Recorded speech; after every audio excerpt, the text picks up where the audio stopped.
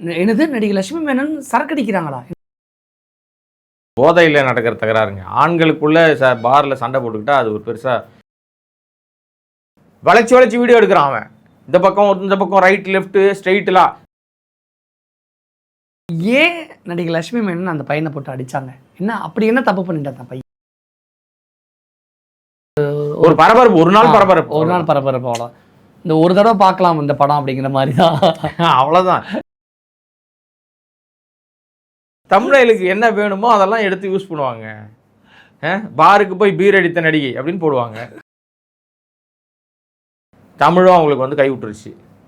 திடீர்னு ஒரு நடிகரோடலாம் கிசுகிசுக்கப்பட்டாங்க அவங்க. கொஞ்ச நாளைக்கு முன்னாடிலாம் நடிகரோட கிசுகிசுக்கப்பட்டாங்க. அந்த நடிகருக்கு இன்னைக்கு நிச்சயதார்த்தமா?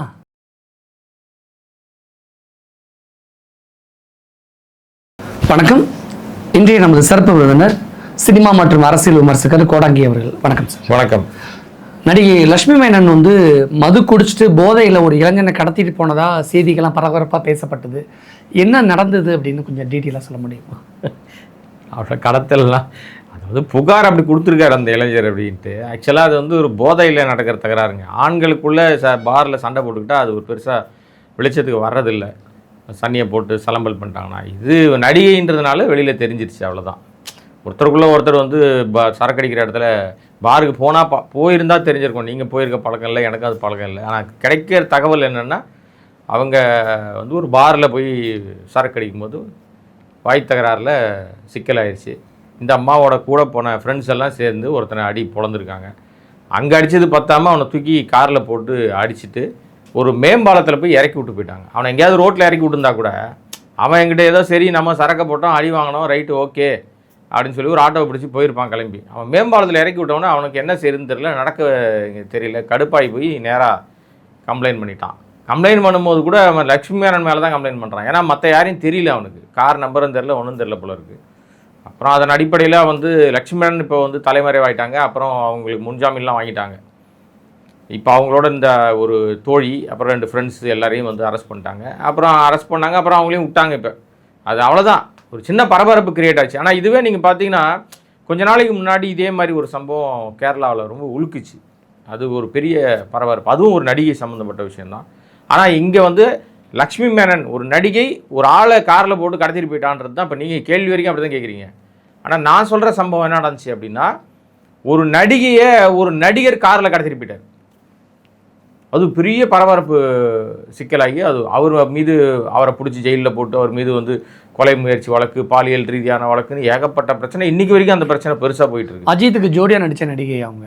ஆமாம், அது அந்த நடிகை பேர் இப்போ பெரும்பாலும் நம்ம சொல்கிறதில்ல. அவங்களும் அந்த அந்த விஷயமே அப்படியே அதுக்கப்புறம் அவருடைய அந்த அம்மாவுடைய மனைவி அவங்க அதுக்கப்புறம் அவங்க டைவர்ஸ் வாங்கிட்டாங்க. நிறைய பிரச்சனை, குடும்பத்துக்குள்ளே பெரிய பிரச்சனை அப்படின்னு பெரிய சிக்கலாக போச்சு. இதுவே இந்த சம்பவத்தில் நான் சொல்கிறேன், அந்த சம்பவத்தில் அவ்வளோ பெரிய பரபரப்பு வந்துச்சு இல்லை. இந்த சம்பவத்திலேயே லக்ஷ்மி மேனனை யாரோ ஒரு சிலர் இதே மாதிரி காரில் கடத்திட்டு போயிருந்தாங்கன்னா என்ன ஆயிருக்கும்? கேரளாவே அலுவல் போட்டிருக்கும், பெரிய பரபரப்பாக இருக்கும். ஆளை தேடி பிடிச்சி வச்சு குண்டாஸ் வரைக்கும் போயிருக்கும், அப்படிதான் நடந்திருக்கும். ஆனால் இங்கே பெண், அதுவும் நடிகை, போதையில். அந்த பொண்ணுக்கு என்ன வயசு? அது நடிக்க வரும்போது அது மிஞ்சி போனால் அது 10வது கூட படிக்கலைங்க. அப்போ முதல் படம் தமிழில் அது நடிக்க வரும்போது 10வது கூட படிக்கல. அப்போவே அது ஒரு நடிகை ஆயிடுச்சு, ஒரு பெரிய கிளாமரஸ் ஆர்டிஸ்ட், அதுவும் ஃபேமிலி ஆர்டிஸ்ட்டாக வந்துச்சு. அது உள்ள பாவாடை தாவணியில் ஒரு அழகான நம்ம ஊர் பொண்ணு மாதிரி, தமிழ் பொண்ணு மாதிரி இருந்தோன்னா மக்களும் நிறைய வரவேற்பு கொடுத்தாங்க. அதுக்கப்புறம் தொடர்ந்து நிறையா படங்கள், அந்த படங்களினுடைய வாய்ப்புகள்லாம் பார்த்தோன்னா அது ஒரு 20-22 வயசுக்குள்ளே அது ஒரு பெரிய ஃபேம், பார்க்கக்கூடாத எல்லாத்தையும் பார்த்துச்சு. காசு, பணம், புகழ், வசதி, வாய்ப்புகள் எல்லாத்தையும் பார்த்து, சினிமா இலக்கணத்தை தாண்டி எல்லாத்தையும் பார்த்துச்சு.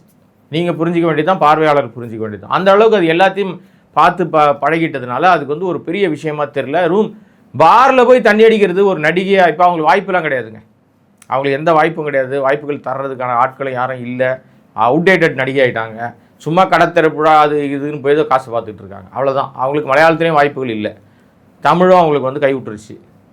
திடீர்னு ஒரு நடிகரோடலாம் கிசுகிசுக்கப்பட்டாங்க. அவங்க கொஞ்ச நாளைக்கு முன்னாடிலாம் நடிகரோட கிசுகிசுக்கப்பட்டாங்க. அந்த இடத்துல எந்த நடிகர்னு பின்னாடி இருந்து கேள்வி கேட்பாங்க.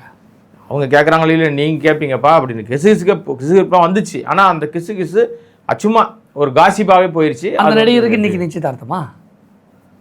நான் பதிலே சொல்கிறதுக்கு முன்னாடியே நீங்கள் யாருன்னு நீங்களே பதில் சொல்லிட்டீங்க. என்ன பண்ண முடியும்? ஆனால் என் நண்பன் விஷாலை பற்றி தப்பாக யாருமே பேச முடியாதுங்க. நான் அதுவும் தப்பாக பேச மாட்டேன். ஏன்னா வந்து பல பேரோடு அவர் வந்து அவரை இணைச்சி பேசினாங்க.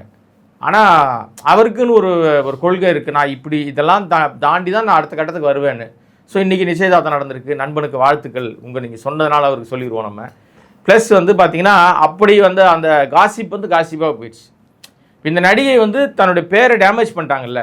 இப்போ என்ன நினைப்பாங்க எல்லா ஆடியன்ஸும் அப்படின்னா, ஐயோ நடிகை வந்து சரக்கு அடிச்சு மாட்டிக்கிட்டாங்க. அதுதான் கேட்குறேன். என்னது நடிகை லட்சுமி மேனன் சரக்கு அடிக்கிறாங்களா, என்னது நடிகை லட்சுமி மேனன் பாருக்கு போனாங்களா அப்படின்னு கேட்குறாங்க. இல்லை, இது வந்து நான் பெரும்பாலும் வந்து பர்சனல் ரொம்ப பேசுறது இல்லை. அதனால் ஆழமாக உள்ளே போயிட்டு என்ன நடந்து நம்ம பேச வேண்டாம். இது சகஜமாயிருச்சு. இப்போ நீங்கள் வந்து ஒரு திருமணம்னாலே உடனே பேச்சுலர் பார்ட்டி திருமணத்துக்கு முதல் நாள் மாப்பிள்ளையோ பொண்ணோ வைக்கணுன்ற மாதிரி ஒரு கண்டிஷன் வந்துருச்சு இப்போ. ஆனால் அதில் குடிக்காதவங்க கூட போய் வந்து சும்மாவாது நான் வந்து கலந்துக்கணும், அட்லீஸ்ட் எல்லாருக்கும் கம்பெனி கொடுக்கணும், ஒரு டேபிள் மேனஸ் அப்படின்னு சொல்லிலாம் இப்போ வந்து சரக்கை சாமானிய மக்களோட கலந்து அப்படி நியாயப்படுத்திட்டாங்க. அதை நீ அடிக்கலைன்னா நீ வந்து மனுஷனாக இருக்கவே லாக்கி இல்லைன்ற மாதிரி ஒரு கட்டாயத்தை கொண்டு வந்து தள்ளிட்டாங்க. அந்த அடிப்படையில் இவங்க வந்து பார் போகிறதெல்லாம் வந்து ஒரு சகஜமான விஷயம் ஆயிடுச்சு. கேரளாவில் அது ரொம்ப அங்கே வந்து சரக்கை விட கல் ஜாஸ்தி. அங்கே நீங்கள் பகல் நேரங்கள்லேயே பார்த்தீங்கன்னா ஃபுல்லாக கல் கடை ஃபுல்லாக பிஸியாக இருக்கும். நம்ம ஊரில் தான் கல்லுக்கு போராட்டம் பண்ணிகிட்டு இருக்காங்கன்னு வச்சுங்களேன். எங்கள் அண்ணன் சீமானெலாம் பணம் ஏறி எல்லாம் இறங்கிட்டுலாம் இருக்காரு, நடக்க மாட்டேங்குது. அங்கே அதெல்லாம் சகஜம். இது வந்து ஒரு இயல்பான விஷயமாயிடுச்சு. ஒரு பெரிய விஷயமா நாம தான் பார்க்குறோம். கேரளாவில் அது ஒரு பெரிய மேட்டர் இல்லை. இப்போ எல்லாரும் சொல்கிறாங்க ஐயோ நடிகை சரக்கு அடிச்சிட்டாங்களே அப்படின்னா, இப்போ அவங்களுக்கு ஒரு பெரிய ப்ளஸ் பாயிண்ட் இதில் கிடைக்கும். இப்போ அவங்க தலைமறைவாக இருந்தாங்க, ஓடி ஒளிஞ்சாங்க, இப்போ முன்ஜாமீன் வாங்கிட்டாங்க, வெளியில் வந்துட்டாங்கன்னு வச்சுங்களேன், அது வேறு விஷயம். ஆனால் இப்போ என்ன நடக்கும்னா, ஓஹோ இந்த நடிகை வந்து சரக்கு அடிக்கிறாங்களா, அப்போ இந்த நடிகையை நம்ம வந்து எல்லா விதத்துலேயும் நம்ம வந்து கரெக்டாக நம்ம என்னென்ன விஷயங்களை பயன்படுத்த முடியும். ஒரு ரவுடியா தாதாவா அந்த வீடியோலாம் நீங்கள் பார்த்துருப்பீங்க. பயங்கரமாக கத்துறாங்க அவங்க, வளைச்சி வீடியோ எடுக்கிறான் அவன். இந்த பக்கம் ரைட் லெஃப்ட்டு ஸ்ட்ரெயிட்டெலாம். அவங்க என்ன நினச்சிருப்பாங்கன்னா, ஓ நம்ம ஷூட்டிங் இருக்கும், இப்போ நம்ம லைட்டில் ஒரு கேமரா, லெஃப்ட்டில் ஒரு கேமரா, ஒய்டெல்லாம் எடுத்திருக்காங்க போல இருக்குது, க்ளோஸ் அப்புக்கு ஸ்ட்ரெயிட்டில் வச்சுருக்காங்க போது சினிமா ஷூட்டிங் நினச்சிட்டு கத்திட்டாங்க. அவங்க கத்தி கரெக்டாக பண்ணிட்டாங்கன்னு நான் நினைக்கிறேன். எனக்கு தெரியல அது. சரி, ஏன் நடிகை லட்சுமி மேனன் அந்த பையனை போட்டு அடித்தாங்க? என்ன அப்படி என்ன தப்பு பண்ணிட்டான் அந்த பையன்? இல்லை சரக்கு அடிச்சுட்டா ஏன்னா சும்மாவே சரக்கு அடிக்கிற நீங்கள் பார்லலாம் போய் பாருங்க. இல்லை அந்த பையன் சில்மிஷன் எதுவும் பண்ணியிருப்பானோ? எப்படி பண்ணணும்னு அவசியமே இல்லைங்க. அவன் என்ன சொல்லியிருப்பாண்டே, அந்த பாடுறா யார் தடாது அந்த நடிகைடா, அந்த படத்தில் நடிச்சதில்ல, அந்த நடிகரோட இருந்துச்சுல்ல அப்படின்னு ஏதாவது ஒரு கமெண்ட் அடிச்சிருப்பான். சும்மா ஒருத்தர் போய் கூப்பிட்டு வந்து லந்து கொடுக்குறதெல்லாம் என்ன இது ரவுடித்தனமா இது? அதெல்லாம் இல்லை. அங்கே பாரில் வந்து தான் யாருன்னு பெரிய ஆளுன்னு காமிக்கணும் அப்படின்னு. ஏன்னா இவங்களுக்கும் ஒரு இயல்பாகவே தான் ஒரு நடிகை, ஒரு செலிபிரிட்டி. நீ பாரில் போனதே தப்பு ஃபஸ்ட்டு, ரைட்டா? அங்கே போனவுடனே அவங்க இந்த மாதிரி ஏதாவது கிண்டல் அடிச்சிருக்கலாம். மேபி என்ன நடந்தது நமக்கு தெரியல, விசாரணை முடிவில் தான் தெரிய வரும். அது இப்போ பெருசாலாம் ஆகாதுங்க, அது அப்படியே நீர்த்து போயிடும் அந்த வழக்கு. அப்புறம் ஒன்றும் இல்லாமல் போயிடும், அவ்வளோதான். ஒரு பரபரப்பு, ஒரு நாள் பரபரப்பு அவ்வளோ. இந்த ஒரு தடவை பார்க்கலாம் இந்த படம் அப்படிங்கிற மாதிரி தான், அவ்வளோதான். இப்போ என்ன இதை விட வேற ஒரு விஷயம் வந்து லட்சுமி மேனன் விஷயம் மறைஞ்சிரும். ஓகே, வேற ஏதாவது ஒரு நடிகரை பற்றியோ நடிகையை பற்றியோ வேற ஒரு விஷயம் வரும்போது இதை மறந்துடுவாங்க, அவ்வளோதான். இனிமேல் நம்ம பார்க்கே போகக்கூடாது, இனிமேல் நம்ம சரக்கு அடிக்கக்கூடாதுன்னு நினச்சிருப்பாங்க. அதுதான் தப்பு. நீங்கள் இது யோசிச்சிருப்பாங்க. இனிமேல் நம்ம பாருக்கு லட்சுமி மேனன் இனிமேல் பாருக்கு போனால் ஸ்பெஷல் டேபிள் கொடுப்பாங்க அந்த பாரில்.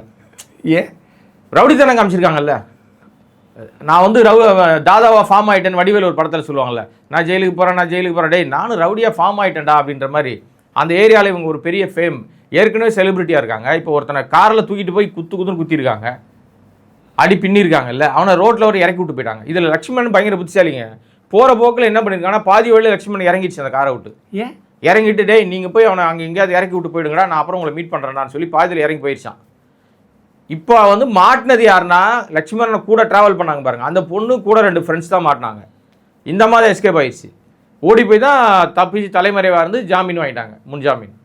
ஓகே, கிளவராக மாட்டியிருக்காங்க பாருங்கள். இனிமேல் என்ன நடக்கும்னா கோர்ட்டுக்கோ இல்லை இதுக்கோ போகும்போது யூடியூபர்ஸ்லாம் போய் வீடியோ கேமராவோட வெயிட் பண்ணுவாங்க. லட்சுமணன் தானே தன் காலில் நடந்து நீதிமன்றத்துக்கு வந்து லட்சுமணன் போடுவாங்க தலைப்பு. இப்போ தன் காலில் தான் வர முடியும். இல்லை அப்படி போட்டாலும் போடுவாங்க, தம்ப்நெயில் வேணுன்றதுக்காக.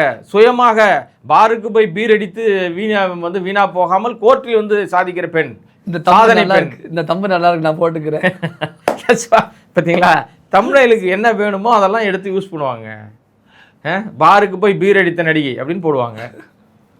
என்ன அடித்தா, பீரில் ஹார்ட் அடிச்சு கிடத்தாங்களா, பீர் தான் அடித்தாங்களா நமக்கு தெரியாது, நம்ம பார்க்கல. ஆகும்போது சரக்கு அடித்து மாட்டிக்கிட்டாங்க, போதையில் அட்ராசிட்டி. இனிமேல் தமிழ் சினிமாவில் பெரிய பெரிய டான் ரோல்லாம் லட்சுமி மேனனுக்கு வருமா? வாய்ப்பு இருக்குது. நம்ம ஆளுங்க உடனே கொடுப்பாங்க டக்குன்னு. ஆஹா, ஏன்னா இங்கே வந்து சொர்ணாக்கான்னு ஒரு கேரக்டர் ஒன்று ஃபார்ம் ஆச்சு பார்த்தீங்களா, அந்த மாதிரி இப்போ இனிமேல் வேணும் ஹீரோயினாக கொடுப்பாங்களான்னு டவுட்டு தான். இந்த மாதிரி கேரக்டர் கொடுப்பாங்க, அலப்பறை கொடுக்குறது, சலம்பல் கொடுக்குறது, இந்த மாதிரி கேரக்டர்லாம் லக்ஷ்மணன் கரெக்டாக வரும். ஓகே, நிறைய விஷயம் ஷேர் பண்ணிக்கிட்டீங்க, மிக்க நன்றி.